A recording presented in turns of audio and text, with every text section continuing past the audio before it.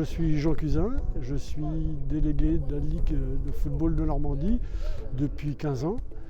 J'exerce cette fonction avec plaisir et mon plaisir est tout simplement d'aller sur le terrain tous les week-ends, rencontrer des équipes, voir les entraîneurs, les dirigeants et bien sûr le corps arbitral. Pour les missions du délégué, pour moi il y a deux facettes. Il y a être facilitateur, faciliter la préparation du match, être présent durant le match pour gérer les bancs et l'environnement.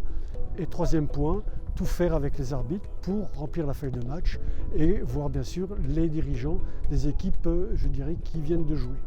Et un élément qui est très important et qu'il ne faut jamais passer de côté, c'est les consignes avec le corps arbitral. Parce que chaque, je dirais, arbitre a une petite marotte et il faut la connaître. Par contre, il y a des principes généraux qu'il faut respecter. Je prends un exemple pour les remplacements, pour les avertissements, etc. Les ballons, comment les donner, ainsi de suite. Vous voyez, il y a tout ça qui est très important.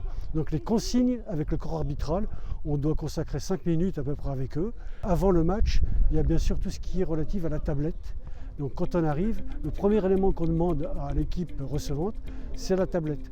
On remplit les grandes lignes, puis après, on donne à l'arbitre, en sachant qu'auparavant, il faut que les deux équipes puissent valider, bien sûr, leur équipe.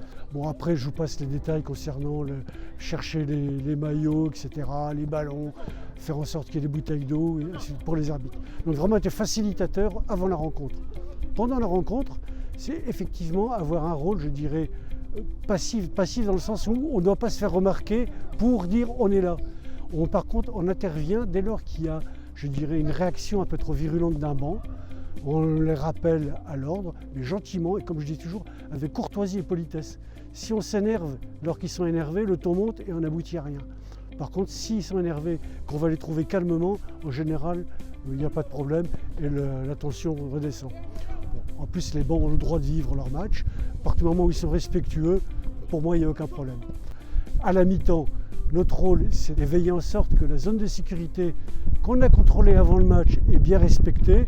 Alors la zone de sécurité, c'est quoi? C'est tout ce qui est couloir et vestiaire des arbitres, des joueurs.